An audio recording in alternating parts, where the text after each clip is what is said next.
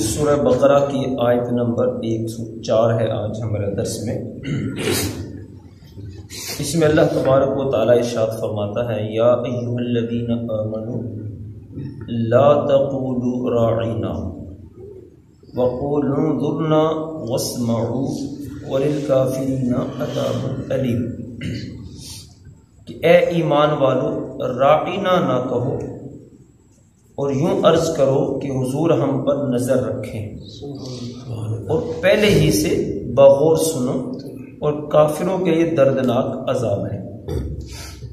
یہ آیت مبارکہ جو ہے اس کے اندر حضور کی بارگاہ کا ایک ادب بتایا گیا ہے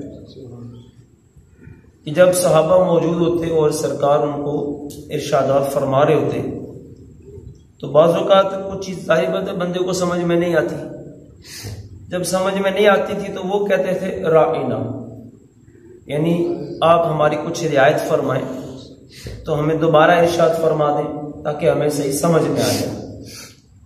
تو ساتھ ہی اس کو کچھ دیگر بھی منافقین کافر یہ بھی بیٹھے ہوتے تھے۔ تو اب جب حضور یہ ارشاد فرما رہے ہوتے تو وہ اس لفظ راعنا کو بگاڑ کے بیان کرتے، اور بگاڑ کے بیان کرنے کا مطلب یہ تھا کہ وہ راعی نہ کہتے، جس کا مطلب یہ ہوتا ہے اے ہمارے چرواہے، اور صحابہ چونکہ کہتے تھے راعی نہ، آپ ہماری رعایت کریں۔ تو اب یہ ایک ہی لفظ ہے لیکن تھوڑا سا اگر اس کو آپ بگاڑ دیں گے، تھوڑا سا اس کو تبدیل کر دیں گے تو پورا معنی ہی بدل جائے گا۔ تو اب صحابہ کرام تو کسی اور نظریے سے بول رہے ہیں، منافقین گستاخی کے نیت سے بول رہے ہیں، تو اللہ تبارک و تعالیٰ نے یہ حکم ارشاد فرما دیا کہ یہ لفظ تم نہ بولو، یعنی جس لفظ کے اندر ذرا سی بھی ادنا سے بھی گستاخی کا ایک شائبہ پایا جا سکتا ہے وہ بھی لفظ نہ بولو حضور کے بارے میں۔ تو اسی لیے علماء یہ فرماتے ہیں بہت سارے ایسے الفاظ جس کے اندر کئی معنی پائے جاتے ہیں، گستاخی کے بھی پائے جاتے ہیں، دوسرے بھی پائے جاتے ہیں، یا کوئی معنی عام انسانوں کے لیے بھی ہیں اور دیگر چیزوں کے لیے بھی استعمال ہوتے ہیں، تو وہ بھی نہیں بولنے چاہیے۔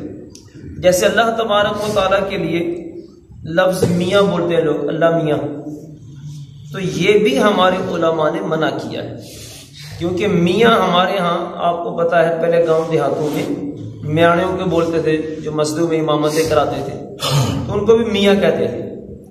اسی طرح شوہر کو بھی لوگ کہتے ہیں میاں، میاں بیوی۔ تو یہ بھی لفظ چونکہ ایسا ہے کہ یہ سب جگہ بولا جاتا ہے، اس کو بھی منع کیا جاتا ہے کہ اللہ کے لیے نہ بولے اللہ میاں، بلکہ اللہ پاک، اللہ تعالی، اللہ جل شانہ، اس طرح کے الفاظ اللہ کے لیے بھی بولنے چاہیے۔ اسی طرح حضور کے لیے بھی ایسا کوئی بھی لفظ ہو جس کے اندر اس طرح کے معانی پائے جاتے ہوں تو اس سے بچنا چاہیے، بلکہ کیا بولنا چاہیے؟ یوں کہنا چاہیے انظرنا، یا رسول اللہ آپ ہم پہ نظر رحمت فرمائیں۔ اور صحابہ کو یہ کہا جا رہا ہے کہ تم پہلے ہی توجہ سے کیوں نہیں سن لیتے کہ تمہیں یہ کہنا پڑے کہ آپ ہماری رعایت کریں، ہمیں دوبارہ بات کو بیان کریں، پہلے ہی وسمعوا، پہلے ہی توجہ سے سنا جائے۔ یہ اس کے بعد فرمایا وَلِلْكَافِرِينَ عَذَابٌ عَلِيمٌ، یعنی اس طرح جملے اگر وہ بولے گا جس میں حضور کی شان میں گستاخی ہوگی تو ایسا بندہ کافر ہے اور کافروں کے لیے دردناک عذاب ہے۔ اب یہ جو راعنا کی بات آئی، اس سے ایک اور ہمیں مسئلہ سامنے آتا ہے کہ تھوڑا سا لفظ بدل جائے تو معنی بدل جاتا ہے۔ اسی طرح نماز جب پڑھتے پڑھاتے ہیں، قرآن پڑھتے ہیں، قرآن پڑھاتے ہیں، اس کے اندر بھی اگر پڑھنے میں لفظ چینج ہو جائے گا تو پورے کا پورا اس کا مطلب بھی بدل جائے گا۔ اس کی چھوٹی سی مثال یہ ہے کہ ہم پڑھتے ہیں قل هو اللہ احد، قل کا مطلب کہہ دیں آپ۔ اب اگر اس کو قل، کاف کو موٹا نہیں پڑھا، باریک باریک پڑھ دیا قل، اس قل کا مطلب ہوتا ہے کہ کھاؤ۔ اب دیکھیں کتنا مطلب بدل گیا، کھاؤ کہ اللہ ایک معاذ اللہ۔ تو اس طرح اس لیے کہا جاتا ہے کہ قرآن پاک کو باقاعدہ جو تجوید کے قواعد ہیں اس کے مطابق پڑھنا چاہیے، ورنہ آپ کا مطلب معنی کچھ کا کچھ بدل جائے گا۔ اسی طرح جو زیر زبر کی غلطی ہوتی ہے، ہم تو بظاہر یہ سمجھتے ہیں بس زیر زبر کی غلطی کوئی بڑی غلطی نہیں ہے، لیکن اس سے بھی کتنا مطلب بدل جاتا ہے. جیسے یہ ہے نا انعمت علیہم، اے اللہ تو نے انعام کیا. اب اس کو اگر پڑھ دیا کسی نے انعمت علیہم، زیر کو پیش بنا دیا، اس کا مطلب ہوگا میں نے انعام کیا، تو کتنا مطلب بدل گیا. تو یہ جو چیزیں ہیں یہ بھی ظاہری بات ہے کچھ نہ کچھ ہمیں معلومات میں ہونی چاہیے. اب معلومات میں تبھی ہوگی جب کہیں سے پڑھیں گے سیکھیں گے.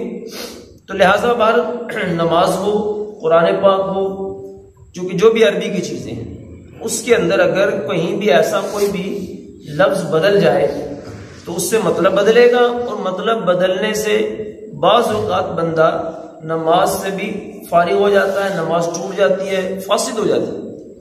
ان چیزوں کی کچھ نہ کچھ معلومات بھی ہمیں ہونی چاہیے. اس کے بعد اگلی بات ارشاد فرمائی کہ ما یود الذین کفروا من اہل الکتاب ولا المشرکین ان ینزل علیکم من خیر من ربکم واللہ یختص برحمتہ من یشاء اور واللہ ذو الفضل العظیم.